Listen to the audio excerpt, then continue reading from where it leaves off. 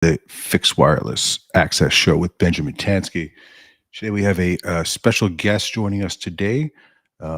He is no stranger to the fixed wireless market. He is no stranger to the differences between diversity versus redundancy. And he is passionate, more passionate, maybe, if that's possible, than I am for fixed wireless and the advantages it holds, and the what's the right way to call it? The I was going to say the amuse bouche, your pre dinner mouth flavoring deliciousness. No, it's something that is near and dear to his heart and to my heart as well. So without further ado, let's welcome David Theodore. Hey, Hey, David, how's David, it? how's it? Hey, Benjamin. Hey, Hey. Sorry for the choppy intro here. I was going through a different channel to find you. Anyway, thanks for doing this. pleasure. It's really important, I think, that we all band together, all of us in the know about fixed wireless, and kind of debunk what people think fixed wireless is versus what it really is. You know, Yep. I think it's hard for me to have someone that's more passionate about fixed wireless, but I think we're on the same wavelength here when it comes to, our beliefs and what the last mile looks like, and, what's the difference with diversity versus redundancy, and where fixed wireless or, I don't want to take your thunder here, but, you have a specific terminology you like to use for the fixed wireless that hopefully will transition across into end users to understand that it is a meaningful connection. Mm-hmm. Mm-hmm. So, do you want to give a little background on yourself? I might just skip past that for a second and just say, I couldn't agree with you more. I think it's so important to get the word out. We're always talking amongst ourselves in the fixed wireless industry about the race to the bottom. And, there isn't a day that I don't get all of this crazy stuff in my feed about Comcast doing fixed wireless and T-Mobile doing fixed wireless to the home, and Verizon's going to do it. Low Earth orbit satellite, $55, gigabit connections from carriers. These guys are all going to come and eat our lunch, and broadband is just it's our business has become just like how much bandwidth we can sell for how little money. It's all Right. about lowest price. So I found that really discouraging. I've been in this business forever, and criticality and reliability are super important. But we found a market opportunity that that you understand and are joining us in. And the market opportunity is like nothing we've ever seen before, because what people don't understand is that fixed wireless can do one thing that no other solution can do. And that is that, and part of me for saying, but when the shit hits the fan and we have extreme weather events, everything goes down. All terrestrial services go down. Power goes down. It takes down everybody's so-called redundant fiber. And the only thing that will ever stay up, and we've seen it before, time and time again, is independently powered point-to-point fixed wireless all the way back to the data center. Absolutely. And when you right, and we're trying to introduce this as a concept not just for IT people but for the world, because we all have to rely on the internet. So I like to talk about it as lifeboats for the internet. I like the one where you said the last mile is where the internet goes to die. Right. Yep. So I'm going to share a quick video here. So this video is one example of what a manhole fire looks like. A lot of people maybe have never seen what a manhole fire looks like, but I want to share this video here. It's pretty short, so I'm going to open it up right here. This is an actual fire. You hear that popping noise? I'm going to turn the volume down on that video, but like, If you see that one manhole fire, it's not one manhole fire. Look down the street. Oh, wow. It's cascading, and if you turn Holy around, smoke. yeah, That's incredible. it's that's what a manhole fire looks like. And when people say, "Hey, I lost connectivity to my house or to my business because of a fire," that's what it looks like, and that's just what you see above ground, right? It, Yeah. it's it's intense. Well, that's interesting, Benjamin. I'm glad you have that video because actually, oftentimes I concede the point that, well, underground buried fiber certainly is better than aerial. But I read a report not too long ago that upwards of 10% of all natural gas leaks underground. Yeah. And, these Wow. manhole fires are not unusual. And in a major city like Manhattan, you can only Yeah, it's no imagine. joke. I mean, and it's sad to say that is it really where the last mile goes to die? Is that where it goes in those manholes underground? Yeah, it's technically looking at that fire. I mean, that's crazy. I mean, you're talking about hundreds, if not thousands, of strands of fiber going out that are quote unquote redundant, not diverse, redundant. Right, right. You know, again, don't get me wrong, fiber has its place in the ecosystem, uh, but fixed Yep, wireless, or as you like to, you're coining it as climate resilient internet, right? And that's what right, it is. right. Well, geez, I wish I just zoned out something that you just said before that. Um, Climate resilient. oh yeah, yeah. Yeah. I think that this is the biggest misconception of what we're doing. Fiber folks get all bent out of shape and they think that we hate fiber. We love fiber. Yes. Fiber is the only way we have the internet, but we don't love dead fiber. We can't do anything with it if it's dead. And so the whole point of what we're trying to do is connect customers to good lit fiber. And so, we're a complement to fiber again, like lifeboats, and almost like lifeboats on the I like the Titanic. positivity here. Lifeboats. Yeah. I'm more doom and gloom today for some reason. I guess I don't know, but yeah, it is lifeboats. Are the SLAs the same for fiber and for fixed wireless? Are you familiar with them? I mean, what's your take on that? Yeah. My take on SLAs is that they're mostly, can I swear on I this? mean, I think it's a public form. Who knows? My take about SLAs is that they're bullshit. I mean, basically, you get 100% SLA and you think, well, you're completely covered with fiber. But we all know the small print. I've been selling 100% SLAs since, Right. forever. And basically, it just means that as the customer, you're not going to pay for your downtime.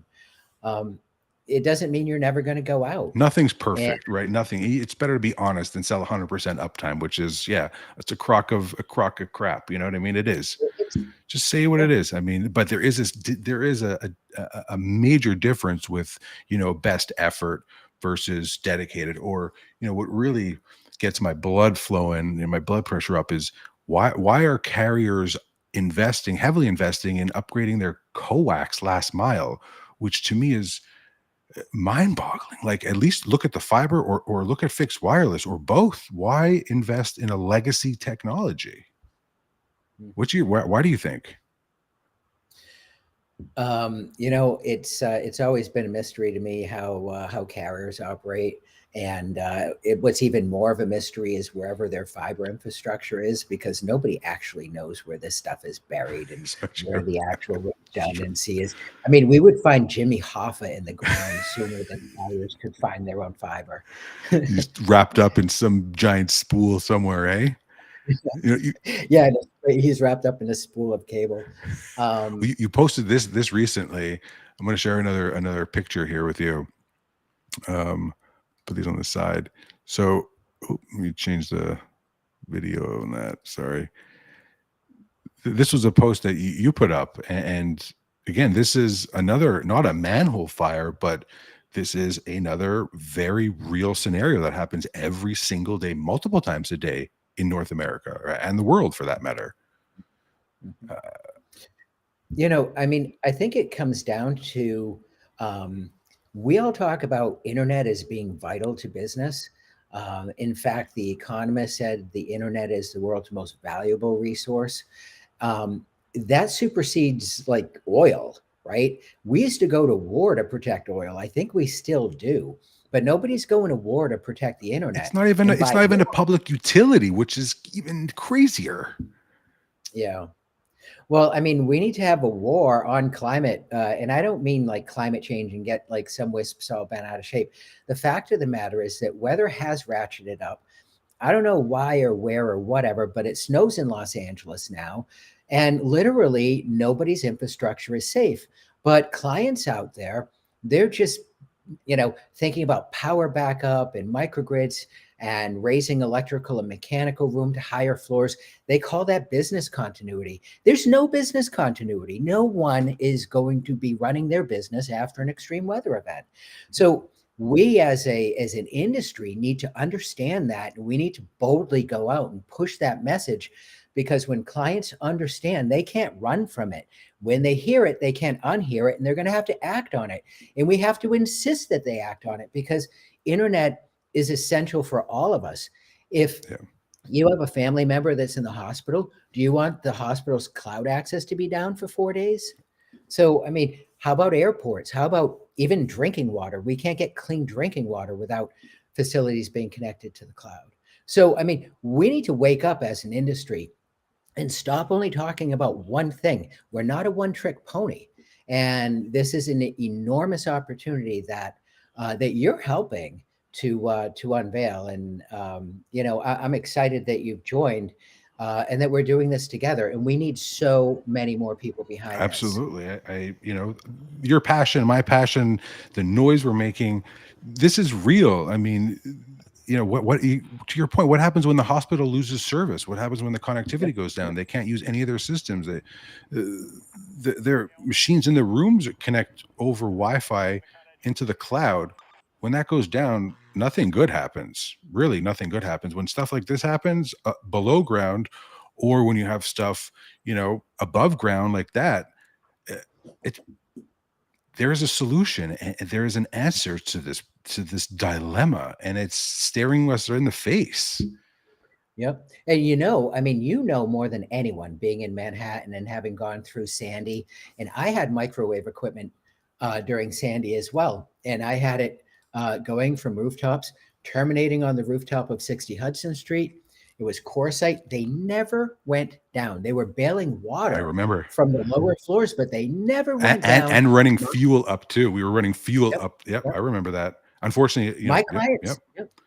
My clients stayed connected. Actually, some of the radios were Ciclu. Ciclu put out a press release. They got some pickup, and nobody cared after, because they were like, well, that's never going to happen Oh, again. please, But yes. now that shit's happening everywhere. Everybody needs to care. Boston, Miami, Yep. New York, and this is in Miami. It's a constant occurrence. You're at sea level. It's inevitable. It happens, and everything again is still below ground. But some places have poles. But when you have poles, you can just as well catch fire above ground as you can below ground. Oh, absolutely. And we need to actually change the world, Benjamin. And I'm serious, because think about hospitals, for instance, as an example. They have a mandate to have backup power for 96 hours. Well, that's great. And backup power worked really well during Henry Ford's time. But we're in the digital age. Why is there not a mandate for them not to lose cloud Well, this, access? the, There's the, the same the same for why is it not internet not a utility? So we have a caller in here, Justin Colin. We're going to bring you on the call right now.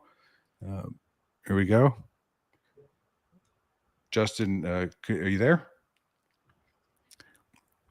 Um, going back to what you just said, David, with the hospitals and the mandate. I mean, it all starts with being a utility, and for some reason the internet is still not a utility. So when there is an outage, when there is a disaster like a tornado or hurricane, god forbid, or something terrible, what goes in first? You have your water, your electricity, and then the internet is somewhere dead last at the end of that list. But shouldn't it be electricity, internet, water? Because without the internet, your water treatment plants, your wastewater facilities, they can't function. They'll yep, spit out. They'll do bad things.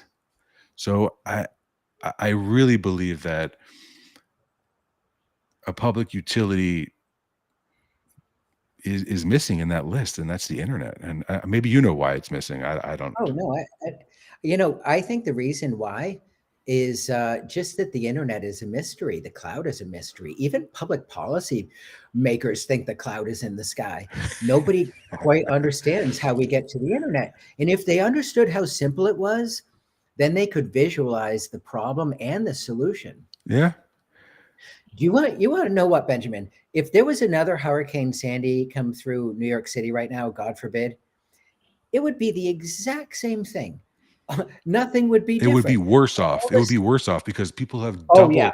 doubled down, tripled down on their quote unquote redundant fiber connections. You couldn't be more right. And also, it would be 10 times worse because back during Sandy, we didn't have so much cloud computing. And, and now we're more tethered to remote data than Oh, ever. with the pandemic, absolutely, absolutely, yes. Oh yeah, I think you're in the best market for this. Essentially, our job is to start with critical infrastructure and critical businesses that are in floodplains. You know what's interesting about Manhattan and Boston? but When we have big floods, we're both built on floodplain, right? Like a third of Manhattan and a third of Boston is built on a floodplain. And the really interesting thing is that when we have a big flood, the water comes in and hugs the exact outline of the colonial uh-huh. landline. Basically, we shrink back to what Boston and Manhattan used to look like before we built on floodplains. It's really interesting, but you can directly connect like all those people, all those businesses in floodplains in particular or thereabout, they're all going to lose Right. internet They access. absolutely they will, and it's nothing has changed. And again, they've doubled down, and God forbid it happens again. It disaster. We were down. Everyone had COVID experience getting locked down, which is unprecedented in my time and your time. But like Sandy was just an eye opener, and then COVID, and that Yep. really shined the light on last mile lack of connectivity, lack of Yep. quality connectivity. And the airports, Um, you bring up the airports. I fight with the airports. I'm like, guys, fiber isn't your answer to everything. It's actually your single point of failure. And I've used that many times because of you. And you got to repeat it over and over and oh over yeah. again. Yep. Yep. Fiber is a single point of failure. I'm trying to get everybody in our business to vocalize that when they're in a sales call or if they're out to dinner with a client, say it because it's true. When I say it, I put that post out a few times a year, and I get all kinds of people on there, and a bunch of fiber people start arguing about it. But in the end, they all have to agree. And Yeah. wi- the fixed wireless industry is a big part of how the fiber vendors are putting their kids through college. You know, they can respect our industry and they can work with us. I think fiber providers should be calling us in as belts and suspenders to their I like that. infrastructure. I couldn't agree more. And between you and I, I've gone down that route, and the responses I get back are crickets, because they don't. First of all, I think a lot has to do with understanding and education. They don't understand, and they think that we're competing against them. And in fact, no, Yep, we complement one another. We're saying we can work with you. You don't have to build infrastructure. We're here, and we don't have to build fiber infrastructure because you're there. It's a match made in heaven. It's like it's a yep, shidduch. absolutely. Let's do this together, and let's make the end users climate resilient. Yep, yep.